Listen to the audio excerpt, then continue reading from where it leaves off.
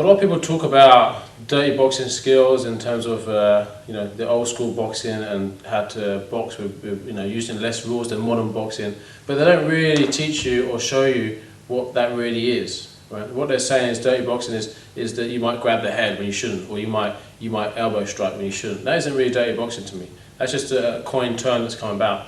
When we look at dirty boxing skills and old school boxing and real Wing Chun is really how we gain power, how we strike, why did they stand a certain way. They couldn't have used them skills all that time with bare knuckles if it didn't work effectively. Right? Why did it change to where it is? Right? Why have we changed the hand mechanics in a lot of boxing in terms of modern boxing compared to old school boxing? Right? So what we're going to try and show you here, or what we are going to show you here, is what's happened in terms of the development of the sport in a certain direction, and what's happened in the development of the martial arts in terms of NHB and mixed martial arts. And we're going to show you how we actually are going to hopefully improve the methodology behind how you're going to strike someone for these type of competitions.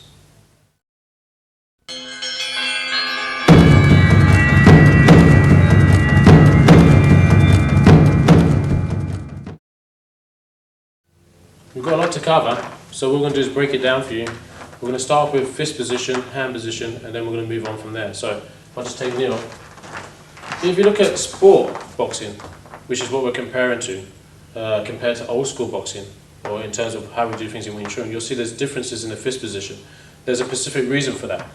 That if you look at old school boxing pictures, you see the boxers stand very much how we stand in Wing Chun. The elbow is down, the fist is up. There's a lot of vertical fist striking, which is not really seen very much in boxing at the moment.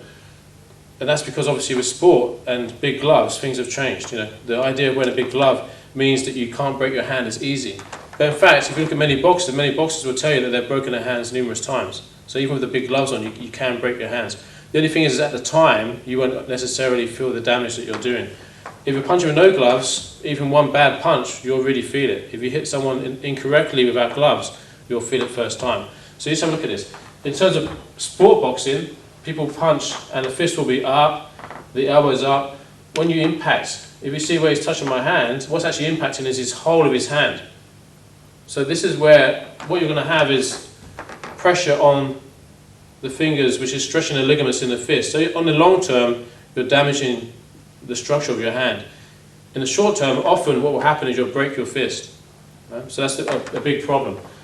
Also, punching like this in terms of boxing, if he misses, it's fine, because I might move in to punch him to the body, he might punch an overhand punch here, but he's not going to get taken down, he's not going to get elbow strikes, he's not going to get kneed in the body, right? Because it is a sport. So there's different things that have happened. One is the evolution of the gloves, and one is the rules of the system, right, that is applying to the sport have made the actual application different.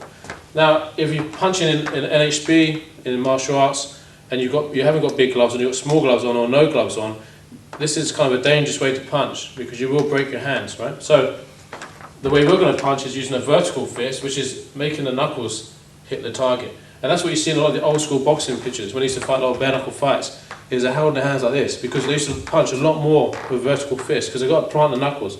So your job is every time you hit, you want to feel that these knuckles are hitting your target, not your hand, not the whole of your hand. So you've got to get used to punching without gloves, with small gloves, with boxing gloves, okay? But you've got to make sure that this is what's connecting to your target. If he punches me to the face, right, the first thing that hits is actually the lower part of his hand rather than his knuckles, right? So I'm not going to say it's not going to hurt, because it can, but the main problem is he's causing damage to his hands. If he's punching to the body, and my elbows are in, and he's swinging his hand wide, like a wide body shot, and people swing body shots with the gloves on, a lot of times it's the open part, this part of his hand that's hitting. So that's obviously going to damage your hand if you're not wearing gloves.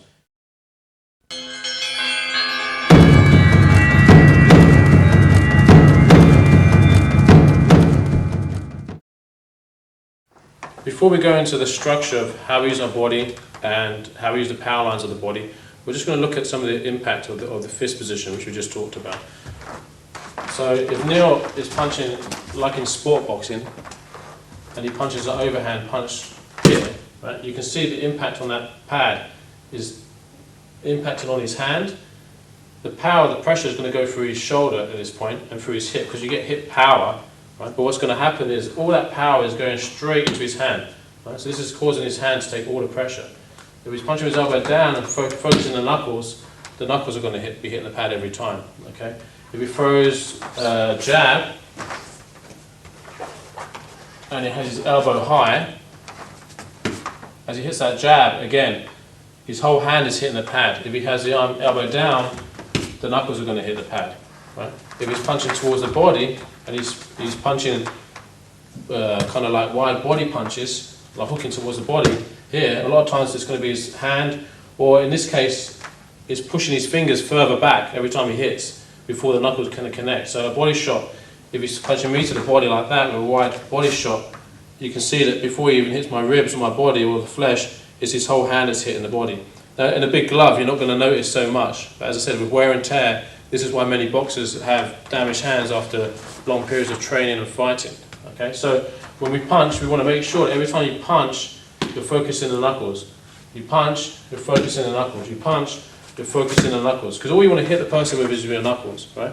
If you're going to hit bone, a lot of people say you can't hit bone, right? Because if you hit bone, you're going to break your hand. Yeah, if I punch him like this and hit with this part of my hand, yes, of course, this is why you break your hand, right? But that's why we punch with the knuckles. Because once I punch with the knuckles, that hurts him, but it doesn't hurt me.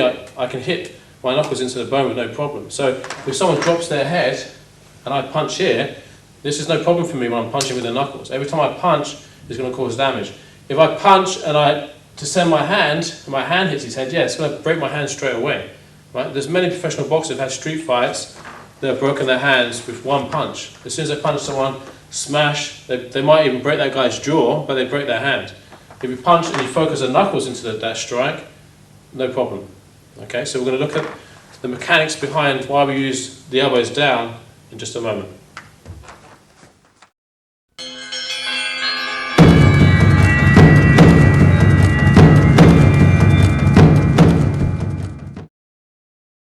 In my first series on body structure sparring, we spent quite a large part of the series explaining how we use our body structure.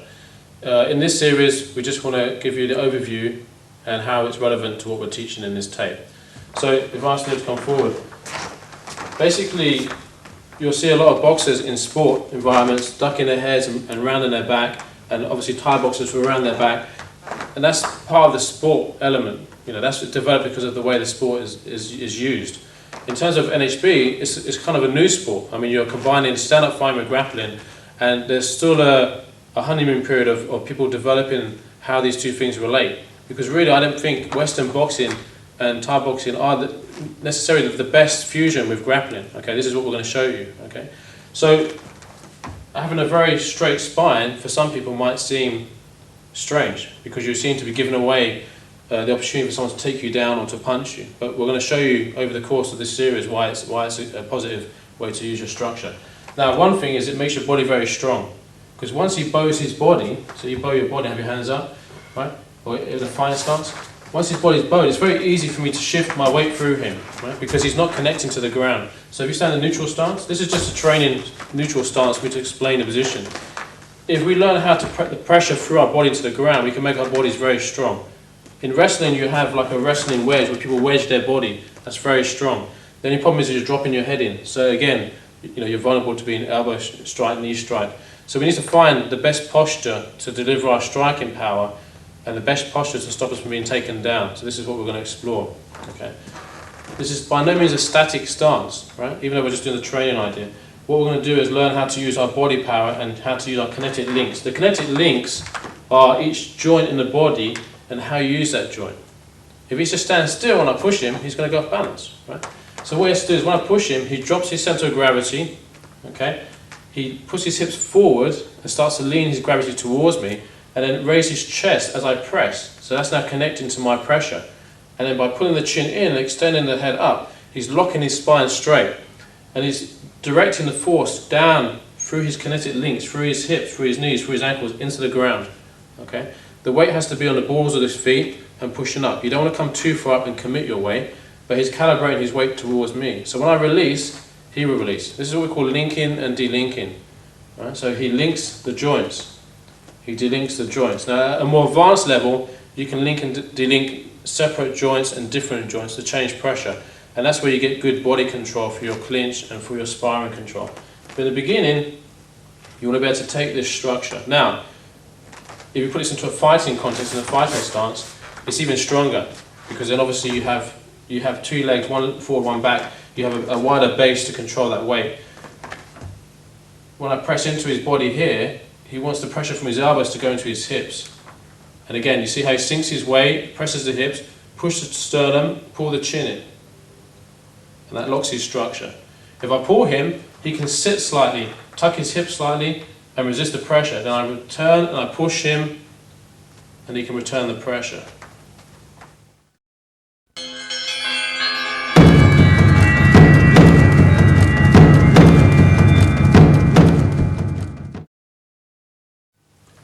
What I want to look at now is the head positioning and body positioning in terms of movement and being hit.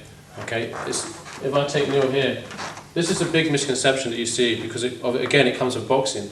If we're sparring and fighting, people will say you've got to protect your chin, which is correct in some way, but you've got to think, why are you protecting your chin? Because what actually knocks you out is your head getting whipped back. It's not your chin itself, it's the actual impact throwing your head back. So really what you want is to have a strong neck. Right? So obviously then your conditioning helps you with that as well. Doing bridging, doing neck exercises, that will help condition your neck. But then how you lock your spine and how you control that position in your neck is very important as well.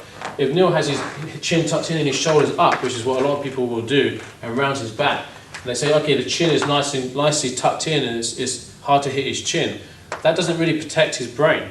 Because what happens by putting your shoulders up and put your chin down, your head is very loose in that position because you've not really locked the neck.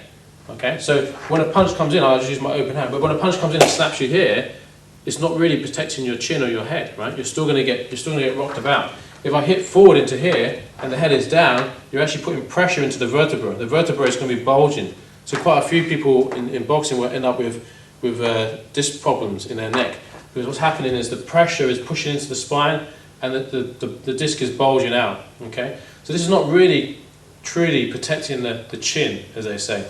It's basically hiding the chin, making it hard to hit. I mean, really for here, the uppercut is going to be the shot that you're going to look for when the chin is in, if you want to hit the chin. And even then, if I do hit the uppercut, again, the chin is not in a strong position because it's too far forward. The spine is out of alignment. If the spine's out of alignment, you're also going to shock your nervous system, right? Because the spine is bent over, all the nerves are more stretched. Okay, so actually what we want is going to look kind of unusual, and some people might be surprised, but when you see how we progress it later on, you'll see why even more. The shoulders are down. Later you'll see the shoulders down means I can connect my power lines. Without the shoulders down, I'm incorporating too much muscle power into my strikes, right? So shoulders are down and relaxed, elbows are down, elbows are protecting the body, and the elbows are relaxed. Again, for the power lines later, we're going to look into that. The chin is connected to our structure. So when we did this structure before, we used our hips, our chest, and our chin. When you lock that chin at the last moment, this is pulling your chin in. This actually flexes all the neck muscles, but also straightens the spine. So now the discs are in alignment, the spine's in alignment. When you get hit here, he can actually take the pressure through his body more. So if I strike him here, it's going into his body more. Rather than having the head that's been balanced and being whacked to one side, he can now absorb that pressure in, right? When it comes from the side, he can lean his structure in and take that pressure to the side, right? So a test you can do is you can press here, you can pull the neck, you can push the side, you can push the side, and he has to lean into it and keep that good strong posture. So this is going to be very important. If you do get chinned or clocked from here, when you have this structure, you can bite the pressure in and absorb it more. So if I strike here, you can take that pressure in. When you've got your gum shield in, all you do is you just slightly bite your gum shield and sink into the strike, right? And this is what we call eating the space. You kind of eat the punch a little bit. I mean, obviously you don't want to get hit, so if you can defend that punch with the methods we're going to show you later, it's better, but no one's invincible. Everybody's going to get hit at some point. So when you get hit, you want your body to be very strong.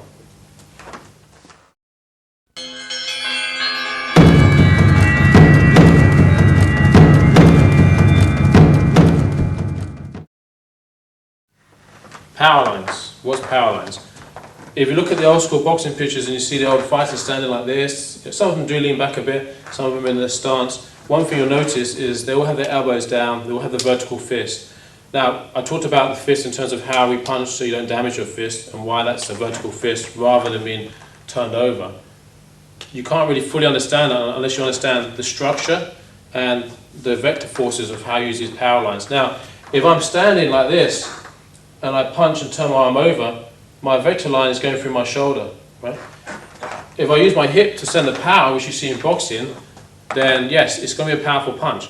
But what you're punching with is your hips and your shoulders. So your gravity is higher, you're mobile, but your legs are not connected to the ground. You're not rooted as such. There's no ground control. If you miss the punch, you're going to go off balance. Now in boxing, no one's going to hit you in the back of the head with their elbow or their knee. If your head drops too low, no one's going to knee you in the face or grab you for a choke or take you down. So these situations don't really occur as problems because obviously that's the sport it is. I'm a big boxing fan, so I'm not saying it's wrong, but for that sport, you can do these things. In mixed martial arts, in NHB, these things are going to cause you problems. Okay, so if I have a nil punch, if he punches a cross, right? So his cross comes in. If he punches with his elbow high and he turns his hip in and lifts his heel up, this is going to be a nice, powerful punch in boxing. But in mixed martial arts, what's going to happen is the elbow is high, so he's open because the balance is very weak going in this direction, right? Because that punch is putting all the weight through the hips and the shoulders, so it's powerful, but there's no power control of the floor, right? So as that punch comes in, it's very easy for me to come through that, underneath that, and take him and throw him down. Okay, so very easy for me to shoot on his legs or to hook one of his legs. Single leg, double leg, all these things are very open, right? Body locking him, because the elbow is high, it's not protecting his body power, his body structure. His hips are very open for my attack. When I attack him, I want to attack his spine and attack his hips. That will take him out, okay? So having this position, even though the strike can be powerful, there's a problem. This is why, if you look at the old school boxing as well, one of the other reasons why they had the elbow down is because you were allowed to throw people. If you clinched up, you could throw them over. Right? So they used to punch and be very powerful here and cut their punches in and control the person's structure while they hit them, because if you don't, the person can knock you over. Right? Also, they used to, in some of the older boxing, you could grab the head and you could use some of the basic moves that you see in catch wrestling and wrestling today. Right? So from this point of view, if he jabs and he puts his arm up when he jabs, he's jabbing towards me, again, these points of balance, right, underneath the ribs here, I can slip the jab and body lock him from this position. If I body lock him, I've got numerous throws and trips, right? I can just shoot through his body or his single leg or double leg very easy once the arm's up. So this method of punching, although it's fantastic in a boxing ring with big gloves on, if we're looking at old school boxing rules, which is nearer to what we're doing in mixed martial arts, it's allowing me, when he attacks, an opening, right? That opening is his hips. That opening is his body, right? We don't want to give that opening. So we need a method of punching that allows us to hit full power without losing our defense, right? That's what we're going to look at.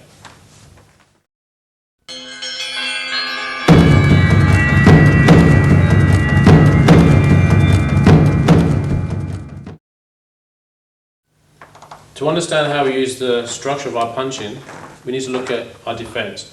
Now, when we looked at the structure, we talked about using the hips and the chest and the head and lifting the body and pressing the ground to get root control. It's much the same as you do with your sprawl. If Neil sprawls for me, just a forward sprawl, his hips are down, his chest is forward, his head is in and up. That's basically what you're doing with a sprawl. So in fact, in terms of our Wing Chun and old school boxing, using your body power to extend into somebody is like a standing sprawl. That's the power you're going to get. You're using the hips and the floor to push into that person. That's what you're lacking. If you're punching with your hips up high, you've got no body connection. That's like having no sprawl when someone shoots on you. Now, if he does shoot in, the first thing I'm going to do, if you go towards my hips, if he's on my hips here, the first thing I do is press my hips before I sprawl, if I need to sprawl. If I press my hips, I've already put the pressure back into the ground. So when I press my hips, you can see now I'm pushing my ground. I can walk into him much easier if I'm pressing my hips. I can change the direction of his pressure. I can grab him and get more control if my hips are pressed into him. So the first thing you need to do is press the hips, right? Pressing the hips is the first thing you want to do when someone comes into you. That way your forward momentum is pressing into him. When he pushes me, I'm taking that pressure into the body. So this is like 3 points of balance. From here, from his body to my body, I'm using him as my forward leg. This is the equivalent to me standing like this. I'm pressing my weight to him. This is like my forward leg. Okay, so if I'm not doing that, all my weight's back. Even if I have one leg here and he's pressed into me, if my hips are back, I'm on one leg. If my hips are in, this leg here now is completely free. I can use that any way I want. This is my front leg. So when I skip this leg back, I can use it very easily. Right? So the first thing we want to do is having your hips in. And that is part of using the structure method that we're using.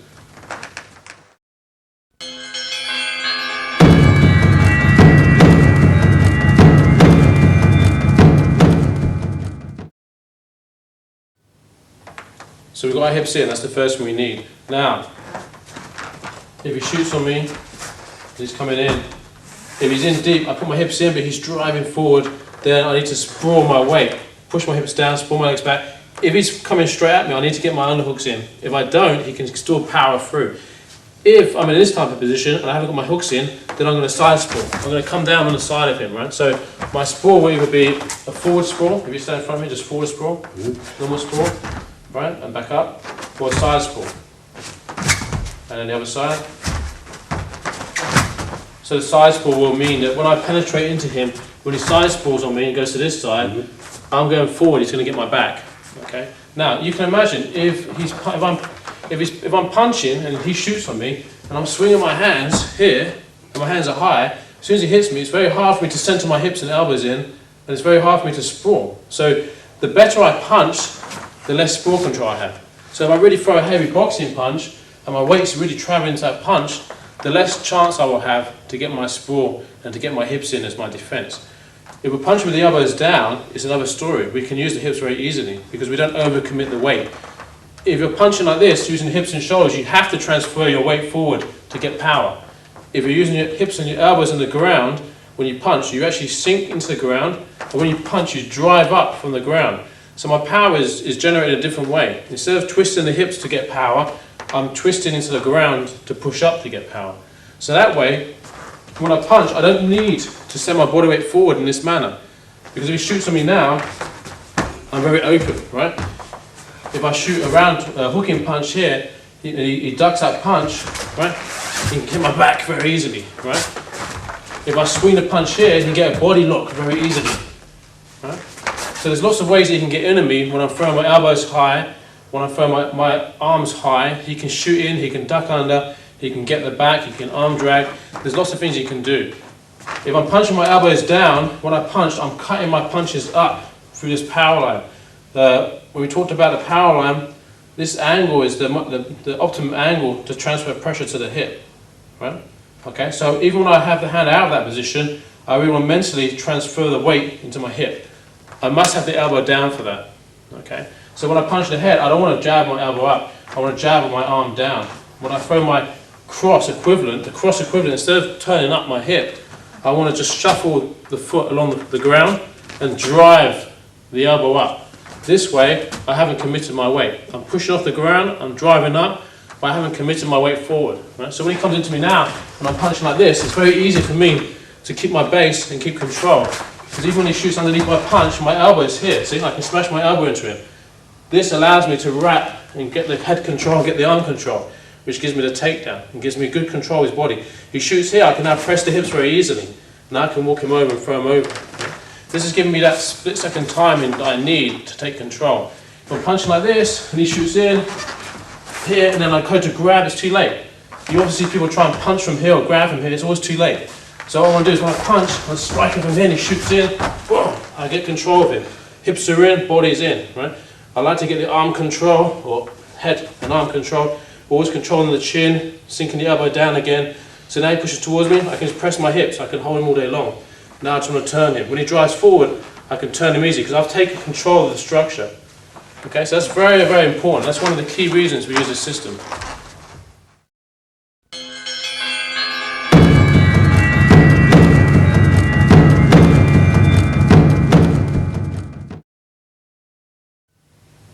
Another thing you see in boxing is ducking and weaving, using the head movement and bobbing. In mixed martial arts and MMA, it's not the greatest idea because you have different tools of attack. You can kick someone in the head, you can knee strike, you can elbow strike. These things leave you very, very vulnerable to that. If you look at old school boxing and you look at Wing Chun, it's a very stand-up system. People say, oh, your back looks stiff, it looks too rigid. But actually, the back is strong, it's not rigid, it's not stiff, it's powerful. What is relaxed is the joints, the kinetic links in the joints. So we have to release pressure in the joints. if you don't have the right eye or the right skill, you won't see that movement, right? All you'll see is, yes, it looks a bit stiff, but it isn't really that. What you're looking at isn't what you're seeing, right? If I have somebody and they're moving around and bobbing and weaving, right? People say this stops you from punching them. Yeah, if I'm punching like this and head hunting, it can be a bit hard to try and catch his head, right? I don't aim for his head in that way. I just aim for his center. Attack the center. So when I'm here and I've got my strong structure and he bobs and moves around, I just smash towards the center, right? I don't chase his head around. If my hand goes past his head, like he moves his head too far in, this is great, because I'll grab his head in. Now, I'm straight into head control. I've got neck cranks from here and guillotines from here. I've got head control, I can throw him from here. So when I'm striking, I keep his elbows down. As soon as his hand moves, then smash. I'm back in here and I'm wrapping him up, I'm controlling him, right? So I can finish him from here, I can crank him from here very easily. What I don't want to do is when he's bobbing and weaving is throw big punches like this, because then obviously he bobs and weaves and shoots. Right? But it's very hard for him to shoot when I'm punching like this, because he shoots. He's walking straight into my forearms all the time. He's walking straight into my arms, right? And straight into my defense. His knees open, his head's open for striking, right? I can control him very easily, right? So bobbing and weaving isn't your best form of mobility. The best form of mobility is to move your stance, right? So move your body, right? So if he moves his body, then it's very hard. It's much harder for me to get set on him, because he's using his lateral movement, he's using his angles to cut in on me. So when you see our footwork and mobility later, you're going to see that we want to use our lateral movement, use our angles to attack. We don't want to bob and weave as a defense. As a defense, we're going to look at how we neutralize their attack and open them up. You want them to open themselves up by attacking you. If you use a type of defense which is defensive in its movement, then you're not attacking. Our defense has to be offensive. And that's what you'll see when you have the correct structure.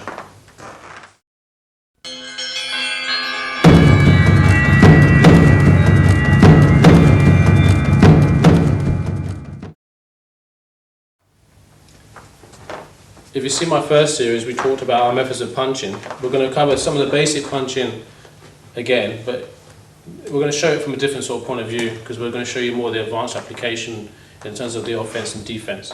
Now, if Neil punches with a normal jab, he's a normal jab, go on, punch, punch, punch, punch, punch, and then flick the jab out, move around, right? Very powerful strike, right? The problem is when he strikes that punch, there's openings all around the place, right? Here, right, you've got the openings in the stomach, in the ribs. Now, in boxing, right, he punches that jab. If I manage to slip the jab, then I can hit the body shots, right? But in MMA, when I slip that jab, I can strike with knee shots, right? I can clinch in on him. So it can be a lot more painful, right? Now, if he punches a spring punch, which we're going to show in a minute, when he punches a spring punch, the elbow is going to cover straight away. The body's going to cover straight away. So we're going to look at this, right? If he punches that jab, also what happens here, again, right? So as he misses, right, he's off balance, I can smash him from here now. Right? He's going to back up. He's off balance. I can grab him, throw him. Right? So every time that jab comes in and he missed that jab, the whole body's open. Right? If he throws a spring punch, which is what we use now, to get power, instead of throwing our weight forward, we sink into the ground like a massive ball. Right? Feel your whole body contract, and when you explode, your whole body explodes in every direction. This is true inch power, which we talk about in Wing Chun.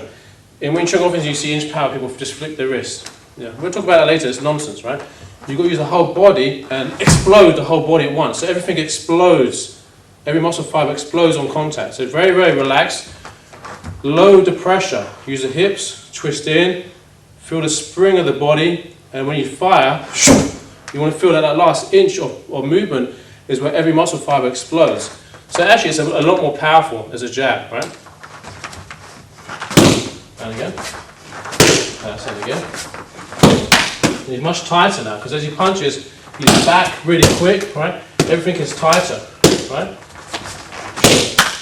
Everything is tighter, right? If he throws a jab with the elbow up, right? Everything is easier to hit, right? If I try to hit in the body when he throws a spring punch, his elbows are already back tight anyhow. He's not overextended, right? Okay. Again, spring punch, boom, and again, boom. Very powerful, right? Nice and powerful. The whole body's driving forward. Again. If I shoot, his structure is ready to push forward. If he throws a normal boxing jab and I shoot, I can penetrate much, much easier. I'm shooting very high, right? I'm not even doing a low shoot. So his reaction time is much better because you're already springing back into your structure straight away. And what you're doing when you strike, as you hit the target, you're slightly reeling your hip in. So you're eating space. You're getting closer to your opponent each time. One criticism people might say is, this jab you get more reach. Correct. But that's why we have feet. Right? You move your feet and you step in with your punch, right? You take my shoulder out, right? Okay, back a bit, right? If you get more reach but you've got less power and you're more off balance, right? It's not necessarily a good thing. Just because you can tag someone and touch their head doesn't mean that you can actually damage them. You want to get in there, smash in and do the damage, get into the range where you can control them, right? If you're just on the outside all the time, you might be just tagging and tapping, but you're not getting real power shots, right? Then that person can shoot underneath your shot, right? So you're leaving yourself open. So one more, so spring, and extend. And that one, it really hurts the shoulder. You really feel it wrench the shoulder back, much more than when you just jab. Okay, spring, boom, right? And so you can practice your drill. You know, later you'll see your pad drills. You get spring, right? Looking for the gap, spring, boom, right? So looking for the gap, looking for his, grabbing his leg, grabbing his arm, okay? So that's our spring punch.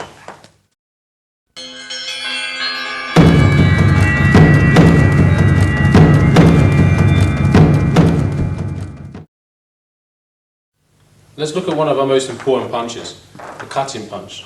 It's very versatile. If you look at how a Western boxer will throw a cross, this is our equivalent, right? But for different reasons, we have a different method of applying it, of course. A Western cross, the elbow's high, you're crossing, you're turning your knee and you're toeing, you're putting all your power into this punch. But as we talked about in terms of structure, remember, there's a slight weakness in terms of his body power with this punch, right?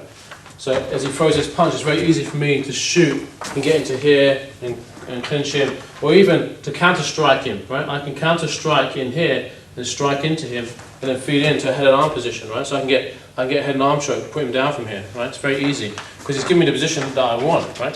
He's extending his elbow, right? If you're on the ground, you don't want to extend your elbows, so when you stand up, you don't want to extend your elbows, right? So this punch is giving me something to look for, right? So obviously even from here, if the punch came in and I managed to pass the punch, like an arm drag, right? Or in Wing Chun, we would call it a lap sound. You're not really going to grab a lap sound in midair, but the idea of your hands are up and that punch comes in, you pull that across, you've got control, I can face lock him from here, I can put him down. So this is the problem with this punch, right? There's a structural problem. The other problem is, in terms of long term, the rotator cuff muscles here that control this shoulder are getting damaged, right? You have a group of muscles here that they're designed to stabilize that shoulder blade and to stabilize the shoulder joint. They actually make a cuff that goes around the joint, near the AC joint. Now what happens is every time he punches here, right, let me just show you statically so you can see, watch, every time he impacts, look at his shoulder. You see what happens? There's a kick back into his shoulder. Because the elbow's high, the force is traveling directly into the shoulder. The vector is going in this direction, right? If his elbow's down, when I hit his arm in his static position, the pressure's going towards the hip. The vector's going into the body, into the ground. So he has much less pressure in the shoulder. Now the muscles are actually stabilizing, as they should. They're stabilizing muscles, right? Up here, they're not stabilizing. They're taking the force, right? The force should be from the bigger muscles, the lats, right? The intercostal muscles. That's where the force is really being taken with these kind of body punches when you're driving up your punch. This is really just to stabilize this joint, right? This is a free movable joint, so it's very easy to damage. And once you get past 40, the joint is deteriorating naturally through age. So if you spent years punching a heavy bag like this, that shoulder's going to be absolutely useless by the time you reach that age, right? So some things you have to bear in mind over a long period of time. They're doing you a lot of damage. That's what we want to avoid. Okay. So let's look at this. If he punches here, the structure's out, the shoulder's out, right? He's open for a lot of different takedowns and kicks. Remember, obviously, when we start talking about kicks, from out here I can kick him inside, outside leg. If he throws this punch here, when I move my body position, I have kicks to the body, knees to the body, kicks to the outside leg, right? I have trips, okay? If the elbow's down, these things become very difficult because when that punch is coming in, this elbow, this forearm, I imagine this to be like a blade. I want to cut through my target. So I'm actually aiming towards the body with my forearm, and as the body gets hit, I drive the punch through the face. This makes your punch tighter, it makes it more accurate. You're attacking the body. Now, there's been times I've hit people who are 3 or 4 stone heavier than me with a high level hips, their weight's up. And when I've hit them, I've just cut the outside of their arm before I've hit the face, and before I've even hit the face, they've fallen over, because I've come from here and I've cut in, and you cut in to drive into the face. That hits the body, and the body goes over. Now sometimes they'll go over, sometimes they go off balance. If they go off balance, look, he's giving me the leg for free, right? I can chase that leg down. So by cutting into somebody, you're destroying their structure, you're destroying their balance. You're also giving them a shock to the nervous system because you're attacking the spine, right? It's more accurate. In terms of ducking under his arm and shooting in here, or even this punch comes in, boom, hitting these hard body shots, right? When this punch comes in, elbow down, it's very hard for me to get underneath his elbow, right? If I'm trying to shoot on his elbows here, now that elbow can now cut into the clavicle, right? Now if he shoots on me when I punch, so I punch from here, and he shoots on me here, this elbow into the neck or the clavicle is a heavy strike, right? It's a very heavy strike. So as we're here, if I threw this, he's going in, right? He's got a choice of where he wants to go. My arms are in the air. If I throw my punch here and I cut towards his body, and he drops his head, it's going to be his neck or his head. So once I smash this and his body goes back, look, it allows me now to really get control of him. I can get back into my head control. I can get back into knee striking him or striking him from here. Again, look, when I strike, knuckles. Strike the knuckles in the head. Don't turn the hand over to strike here. Having this elbow down, look, my elbow's close to my hip. If he drives in for this leg, I've got this hip and elbow to control him. If I'm up, then he might grab that leg and turn on me, right? Here, smash, I can push him back and control him easier. So that elbow position, this forklift truck of elbow hips, and the vector force is very important for when you punch. So from here, again, I punch, and he comes in to come underneath me, I cut. Right? I cut, so I can smash across his ear and his head with my elbow. So even though I'm visualizing to punch forward, smash, I cut him. So imagine there's a blade here, smashing into him, right? And then I underhook his arm, turn out, knee strike, smash, right? So this method of cutting your punch is very important. You've got two choices. You can also spring, as you did with the jab, you can spring with the rear hand, or you can do what we call pierce, which you can do with the jab as well. Pierce is when you pierce in and slightly hold tension in the punch slightly. So it's like a stiff jab, right, or a stiff right cross, right? That's where you want to just penetrate slightly longer. So you have two choices of energy of punch. So a stiff jab would be when he jabs, he holds his hand up slightly and presses into it slightly, right? This is a very powerful inch punch, right? And a stiff cutting punch is when he's going to cut and hold a slight tension for just for a second. What this is going to do is when I punch him, he's going to just cut into his body, right, and control the body, and then cut into his body as I punch. Or my other choice would be to really spring the punches in, so the punches springs in and out. But again, look, I'm always cutting his defense, cutting his arms down, smashing into him. My hips are forward, my hips are in, my chest is rising as I hit.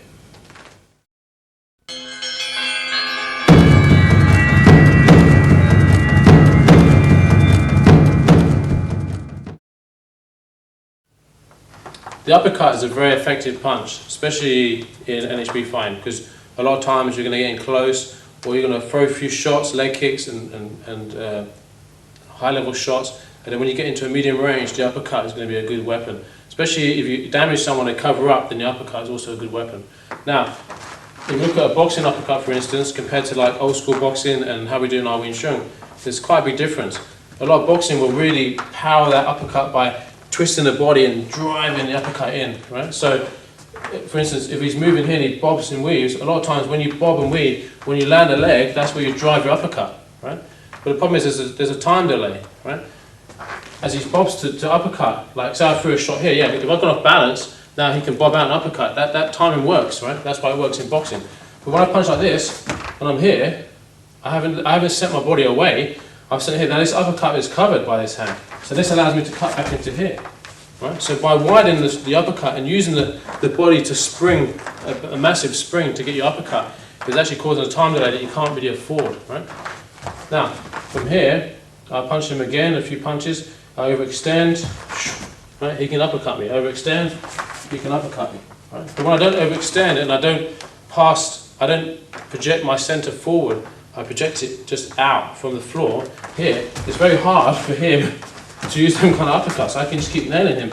Everywhere he goes, I'm just going to nail him. And I haven't adjusted my balance off balance once. I'm firing from my hips every time. Now, the way we use an uppercut is basically, we look at the spring punch, it's nearly exactly the same. All you do is just twist at the end, right? So as you spring, you're just going to just twist at the end. It gives you a bit extra twist into the strike. From the rear hand, we press the hip down, turn the hip, and fire up. So you have a forward uppercut and a rear hand uppercut. Very tight. Very good for when you're getting in close. Or when here I'm breaking the distance down, I'm in here, and I see the shot, I can extend this in. Now, the idea of linking to linking, I can send my arm out and keep my body strong. I don't have to send my arm and body as one movement. So I can fire the shot, then boom, it can land. Okay? I don't have to fire my committed shot all the time. Okay? So from here, I shoot in with the shots, and then this might be hard to cut in because he might cover it here, right? If I'm going to come round, this is why an uppercut's good for this position. If I load my arm and he sees it, he's going to cover it. So from here, I can just twist in and strike him straight away. This is good to strike into the throat. Very dangerous strike, right? Boom, smash, right? Then I cut, right? So you can see how the cut disrupts his body. So the uppercut is slightly different. You want to make sure your elbows are in, sink your weight. Remember, get the spring of your body, which is very important, and fire up into the structure.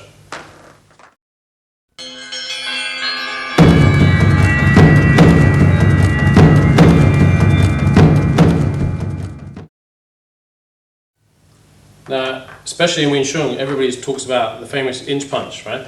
But what you mostly see is a very poor level of punching. People will just use the mechanics of either flexing the wrist and the elbow or extending the elbow and the chest. This is not going to knock out anybody, right? It's not a powerful punch. Real inch punch isn't just a punch, because inch power is really what it's referring to. If you look at some of the older arts, like Tai Chi and Bagua and Xing Yi, they have a lot of inch power. When they explode their Fa Jing, that's inch power. That's exactly the same as Wing Chun's power. It's Fa Jing, it's inch power. So inch power comes from the whole body. Now it may be that I punch with the fist or the hand or the elbow or the hip or anything. My whole body explodes inch power. You know, that's not really just the inch punch, right? So when I punch, for instance, if Neil was just to punch and just extend his wrist and elbow into the punch from an inch position, so change legs for a minute. So this would be what you see a lot of times with inch punching. People get to here, and also they tend to pull back before they punch, so it's not really inch punch, right? But they just squeeze and they lift it. Well, that's not too bad the way he's doing it, but they lift the elbow higher and the shoulder higher, right? So they're locking the elbow out more. This is what you see a lot. So that doesn't do anything. That would just irritate somebody, and then they smash you in, right? So what you want is, again, spring the whole body. Now, the spring punch, the piercing punch, the cutting punch, the uppercuts, they can all have inch power. It just depends on the release of pressure. The power, everything fires at once. So they're all inch punches as such. Every punch is an inch punch. On target, when you hit, you're causing damage. You want to explode every amount of energy you've got into that punch. That's an inch punch. Now from here, he explodes, right? And if you explode with, that was a piercing punch with inch power. Now it's spring punch. And again. And again. And again. See, you explode the body. So your body contracts and boom, you explode, right? So in close range, you could be very close. I could be very close here. I could drag his arm open, bam, I can hit that punch and get a lot of power. I don't have to draw my hand back and punch like this. I can hit and I can explode. Or here, this punch here, I can explode into his body. But I need my whole body to work to get inch power. I can't do it by just flicking my wrist. Now, if you look at a lot of the good boxers, a lot of good boxers have inch power. You look at some of the K1 fighters, Chuck Liddell, all these guys, when they punch, they may use boxing mechanics, which is what we're teaching contrast to, but the reason they punch really hard is when he punches, you can see that flick of power in his punch. That's inch power. So when he punches and he flicks that punch, you know, that's, or you see a lot of these fighters, they flick their punches, that's exploding energy into the punch. Not all the fighters are doing that, right? That is a very powerful way of punching, because you get maximum efficiency. The thing that's inefficient for us is that you're exposing your body. For K1, it's not really a big deal. In long term, we're looking at our health as well, so that's maybe something else to look at.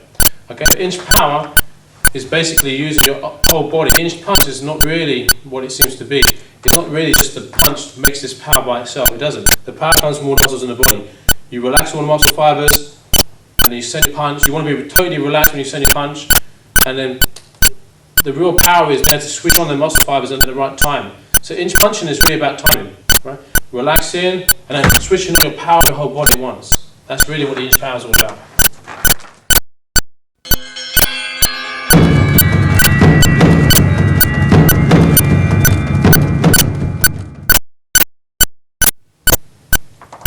you look at Wing Chun and you look at boxing, you'll see a similar use of this position. Now, a lot of Wing Chun have what we call a lance arm, meaning a bar arm or an obstruction arm, and they have it quite high in the forms. But in application, it's used low most of the time. We use it low in our forms, right? That's why it's controlled by the hip. So you'll see anybody who's doing a lance arm here, to me, is incorrect. Why? Because the pressure is going through the shoulder, right? It's lower because the pressure is through the hip, and also you use it mostly low. You use it to attack the hips and the structure of the spine. It's going to be low, okay? So, if you look at boxing, often what happens is when people are in a kind of medium range, right? So I'm going to call medium range where we can both nail each other. A long range is where you kind of step in to hit somebody, right? And then a close range is when you're really in a clinch, right? So if in this kind of medium range position where we both hit each other, if the structure is still erect in this position, he's still got power, I've still got power, we're kind of even in our structure. So if we start hammering each other from here, we're just trading, right? I want to break his structure, right? So this position here, I can cut the punch and that will break his structure, which is what we've showed already. But the lance, I can use it to hack or to bump and to push him, to control him. So I can hack into him this way. Right? So I'm hacking in, we're using the hip power and smashing in, keeping the elbow low so I get the hip to smash into him. I don't want to lean, right? So I don't want to lean over when I strike. I want to tuck my pelvis in and strike into him, and strike into him with my body, right? Also, in terms of a fight, in terms of a competition fight, in MMA or NHB, you're wearing a guy down like that. You're in here, striking, you get in here, smashing his elbows here, striking him, you're controlling him, but also you're deadening his arms. His arms are getting heavy, they're getting tired. So even though it doesn't look like you're doing much, you're damaging the structure. If his structure's off balance here when I'm striking him, he can't then power back to me. Now he says I can punch back here, he's slightly leaning away, he has to lean in. So as he leans in, I can smash him again, smash him, right, and open him up. So this opens up a lot more opportunities. So the lance out control, this obstruction arm is very important. Now in boxing you'll see a lot of fighters, when they're in tight, they'll often check the person with their arm before they strike. They use a very similar method. It's just controlling the sensitivity. You're feeling where the person is and you strike off that. So you see that in Western boxing all the time. You look at some of the old, no-holds barred kind of old school boxing from the 1920s and 30s. You're even seeing some of the old books that people are holding like this before they strike, or they're holding like this before they strike. So they used to do the same thing. An obstruction arm. You obstruct the person's attack. You bar their attack. And when they attack now, you can feel where the attack's coming from because you've already taken control of them, taken control of their body movement. Okay. We also see a thing called a bong sao in Wing Chun, which is a deflecting arm, used mostly incorrectly because they use it as a block. It's not a block. It's just a deflecting arm and also a feeler. You see this in boxing as well, like a wing arm. A lot of times in boxing, people will be in here and they'll wing their arm forward like this, and then throwing a punch, and then wing their arm forward and throwing a punch, because it gives them a feeling of where the person's balance is, where their timing is, and gives them a feeling of the rhythm, right? So you can do the same thing in our system. What happens is when someone punches, we deflect and strike off that. Okay, so we're going to see that a bit later in more detail. But when he punches, there'll be a deflection and a strike. We'll see that more in the defensive set that we do. Okay, but at the moment, I'm just going to give you the idea. The defensive movements are offensive as well because you're making off balance. You're opening the person up. You're giving yourself opportunity to strike them. So anything that we do which is classed as defensive is actually breaking them down, right? So we're very offensive in that manner, okay? So let's just recap the lance out. I want to be like a grind, my hip forward, sink my weight, turn my hip, lock my hips in, elbow and hips all aligned. I don't want to be off balance. I don't want to be like a bent box, right? I want to smash into him. So we have this leg forward, when I smash, I'm definitely going to go straight through with my hips, right? Again, hips, chest, chin. If he was to clock me in the head as I come in, and my chin is up here, he did punch me and my body's nice and strong. He's off balance. He's off balance, he can't get pressure. Now, I strike him, and then look, I'm straight back into head control. Control the neck, control the arm. I've got all my control positions from here. Okay, so the lance is a very good way to bump someone, grind someone, smash them down, wear them down.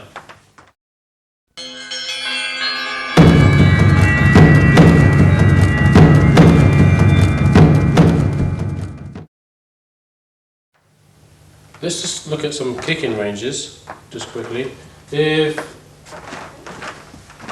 a common kick in mixed martial arts and MMA is people throwing some kind of round kick. Now, there's different ways to do it, right? There's different. Some people will flick the leg, some people will cut through. Okay. What we like to do is when I kick this round kick, is I don't really want to throw a telegraphed kick that he sees it coming. Okay. So sometimes what I'll do is I'll throw my leg like it's an anchor. So So I throw a very loose hip, and then again, when I throw my leg, it flicks in, and the inch power is when you bite and you actually hit that target. So you'll be very relaxed. So from here, I throw a very relaxed leg, and at the moment of impact, I want to cut down and relax. So this is what we call in Wing Chun, would be like a bongo. It's using your wing of your arm, you're just using the wing of the leg, right? You've got to get the same feeling of disconnecting the hip and delinking and then linking on target. You can't throw a whole linked kick where the whole hip and leg is linked. It's too stiff and it's telegraphed, and you end up falling into one of their punches, right? I want to be able to throw it out like throwing an ankle on the chain and just whipping it around. So from here, it's a kind of fast kick, but I also suggest that you also back someone up before you kick them, right? So you want to throw in your spring punch, they back up a tiny bit, and when you throw this kick, you want to cut and release the kick, right? So the kick is like a nice little flick, right? So from here, move around like springing, back him up there, you cut that kick around. Now, in terms of defense, most people, if they can get their leg up to block the kick and check the kick, they're going to do this. Now, if you look at K1, the way that people fight is more like a spar, because you're not going to clinch up so much and take each other down, and that works fine. But in MMA, once you lift your leg, you're kind of off balance. So I could throw the kick and feint, and he brings his leg up, and then you can shoot on that person. Or the problem I have with it sometimes is you're taking a lot of damage. You know, it hurts for me to get blocked like that. It hurts for him to block like that. Right? Even if you're conditioned, it still hurts. And also, by kicking the leg, you're stretching your knee and damaging your knee in the long term. I like to have a healthy body. So when he brings that knee up, the other problem I've seen it both ways, where he's broken his leg from being kicked, and the other person's broken their leg in different fights from being kicked because of the impact. Right? You get the impact just wrong or just right, as such, you'll snap the leg. That's happened loads of times. Now, the way I like to block it is you've got to eat the kick or get out of the way. So when that kick comes in and he kicks me, I either get out of the way and then shoot back in, or I eat the kick. I step into it, right? I'm not saying it doesn't hurt at all, you still feel it, but you take away the power of it hitting on the nerve to the bone, and also you take away some of its structural power. Now if you add in your punch at the same time, so when you see that kick, boom, you punch him in the body or in the face at the same time, so he comes in and you practice stepping in and nailing the kick every time, you'll take him off balance and you'll take the power of the kick. Okay, so in terms of kicking power, the structure is the same. When the kick comes in, you're walking in with your structure and piercing that structure into him. That structure is extending into him and taking that kick off balance. The front kick can be relatively the same. Some people will kick with a front kick and they lean back. If they lean back, you just walk into them. If he kicks me and he leans back, I can walk into that and it's going to take him off balance. Right?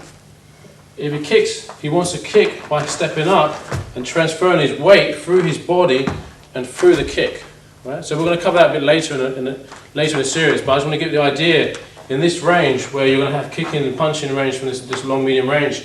You want to be able to use your structure in the same way. So the kick comes in, you want to eat the space up, right? If the kick is going to be a front kick, you would get out of the way, right, and just hit the kick down with both hands and shoot back in. If the kick is weak and he's leaning back, you can often just walk in and knock him off balance. Okay, so just a few things to understand of how powerful your structure can be to control that person before we move on.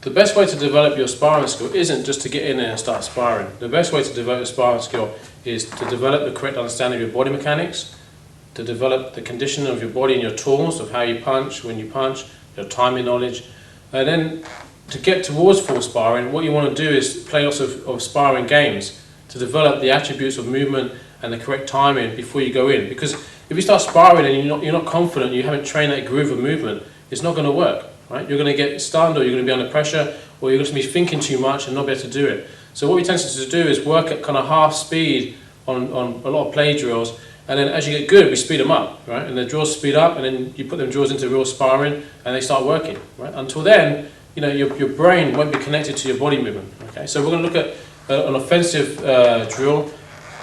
Well, we haven't covered much of the defensive movements that we use. So what we're going to do is I'm just going to purely just be punching and striking. Neil's going to be trying to take me down. So using my structural method and my power lines and how I control my body, I'm going to be able to hopefully control him a little bit easier than if I was just swinging at him and trying to headhunt him. Okay, so let's have a look at this.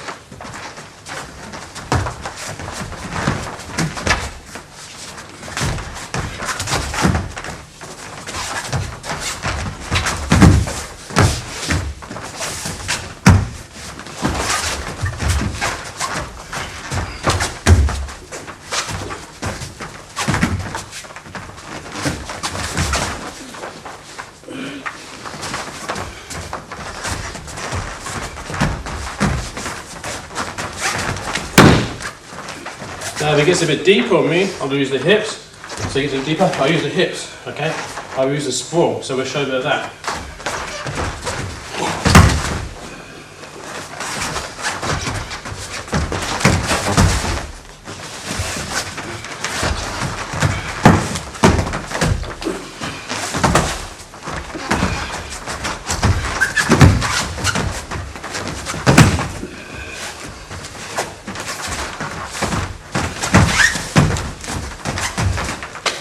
Get head control.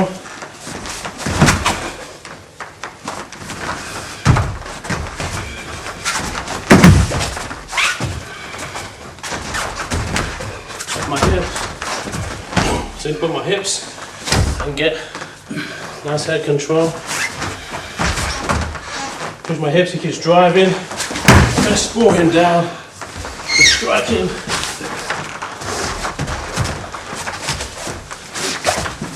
Okay, so now he's going to come a bit faster. We can speed up a little bit.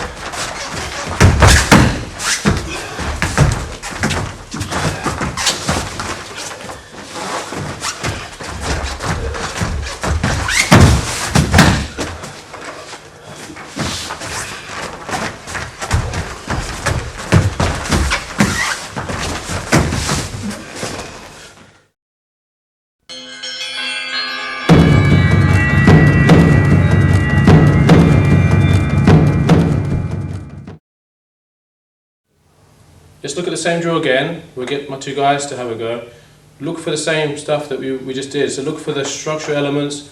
Neil's going to strike, Simon's going to shoot and run interference and cause him trouble. He's got to use his body mechanics, his vector lines, his body structure, his punching angles to manipulate and control him. So I want you to start looking if you can develop an eye for seeing how that structure is used correctly.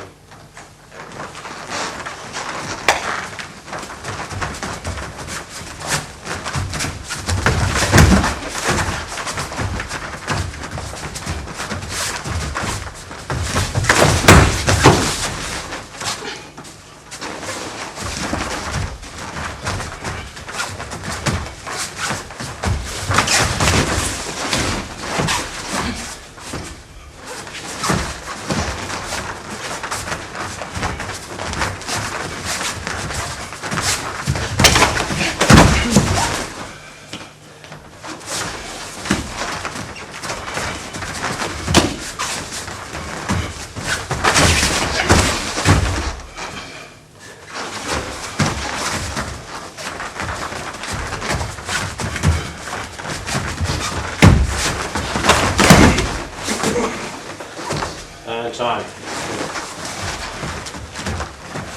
So you see some similarities to what I did and some differences. What you'll notice is when Simon was coming on Neil, what was happening was instead of using his hips a lot of times he was just hitting the floor straight away. The reason why is the distance is he's got good control of the distance. You know, you can if Simon shoots on Neil, he shoots him. Right? As he comes in, if you've got good control, you can snap him down and control him very easily.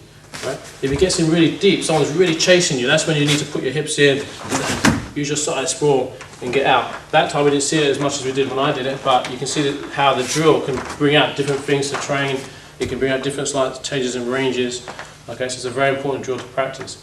So with that we'll conclude on this tape, and on the second tape in this series you're going to look at the defensive postures that we use, and how we control the strikes that are coming at us from different systems, and how we use our structure to combat that.